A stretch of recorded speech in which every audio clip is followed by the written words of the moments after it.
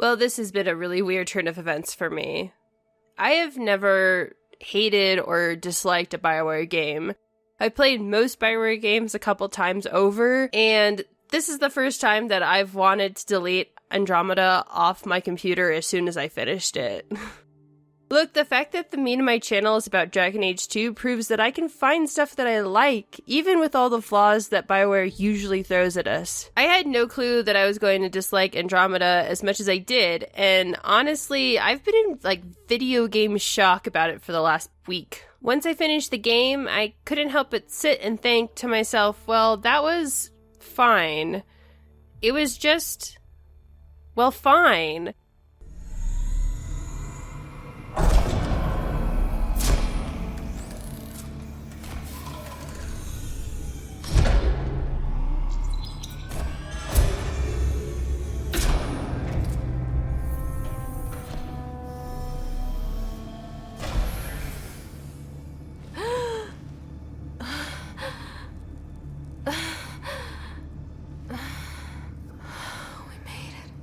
I didn't have my hopes very high, to be honest.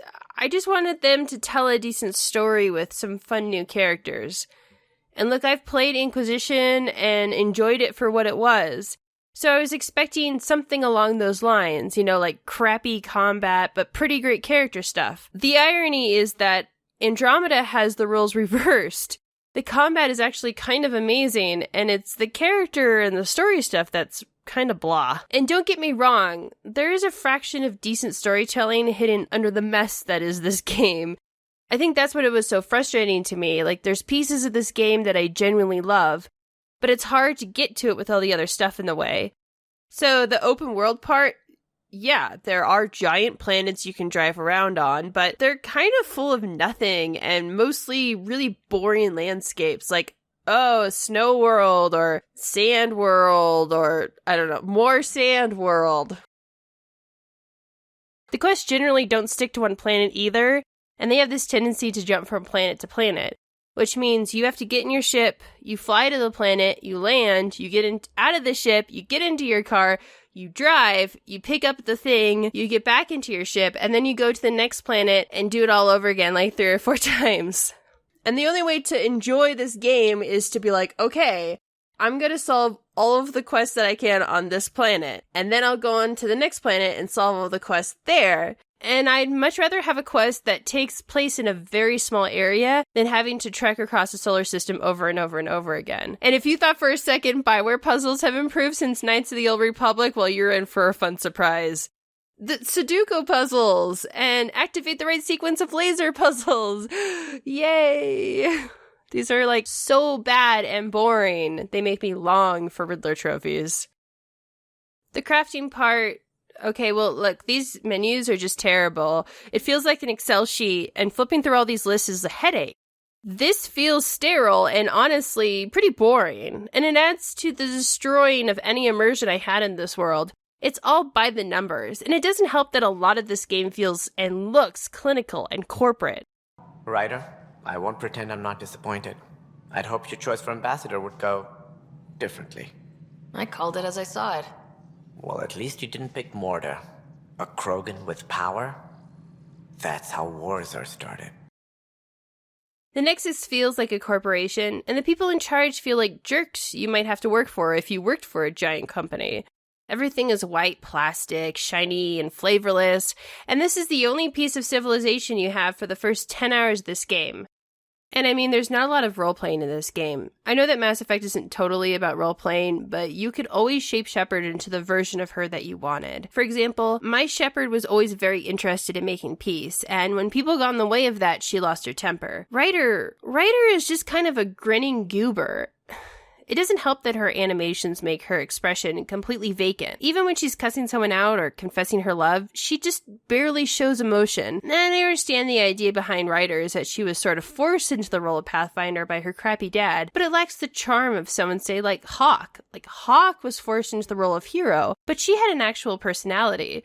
She could crack jokes, or refuse to put up with bullshit, or be as good as she could be. Ryder's personality is pretty much one note. Her joking around doesn't match the likes of Hawk, and her badass mode has nothing on Shepard.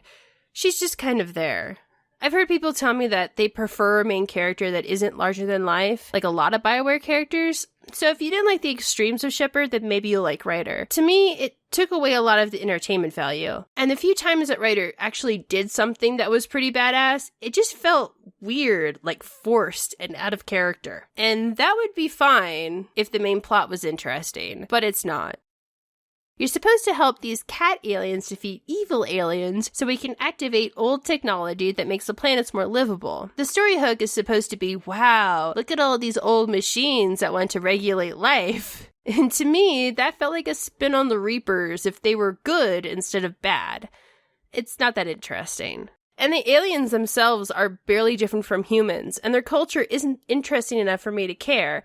Actually, maybe it's just that the writers didn't know how to present a new culture in a way that doesn't involve long, boring conversations with the NPCs.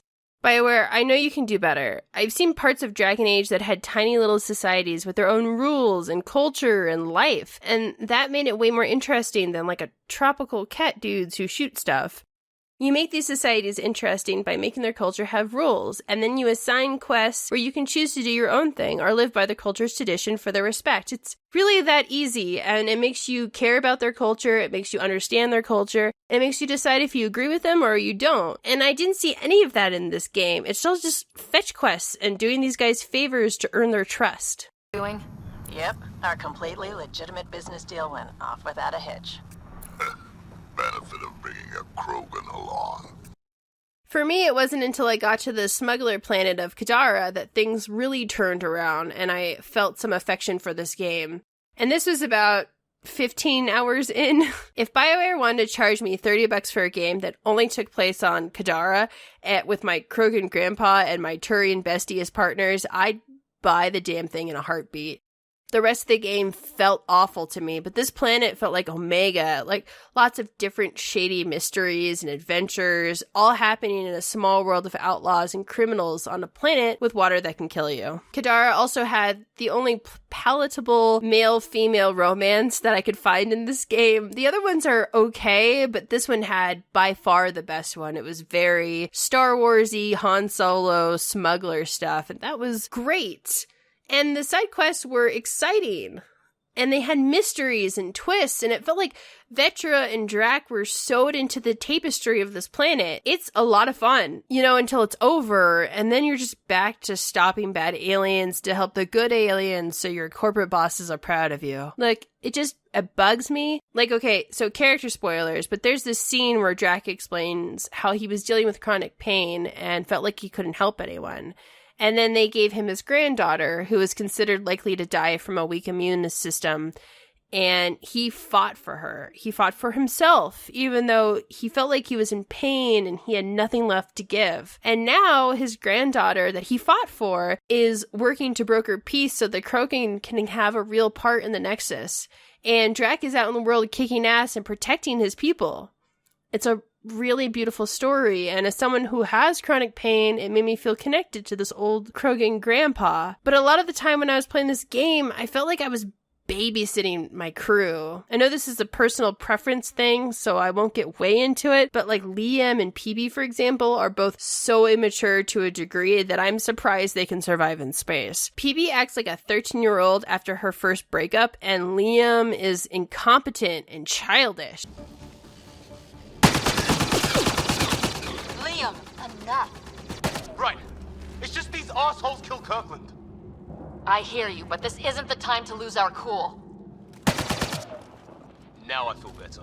And I guess you're bound to have characters that annoy you in BioWare games, Solus Anders, but it's still kind of disappointing. I didn't come across a lot of characters in Mass Effect that annoyed me as much as the ones in Andromeda. The good news is that Drac and Vetra are amazing, and they show up pretty early in the game, so you can take them everywhere like I did.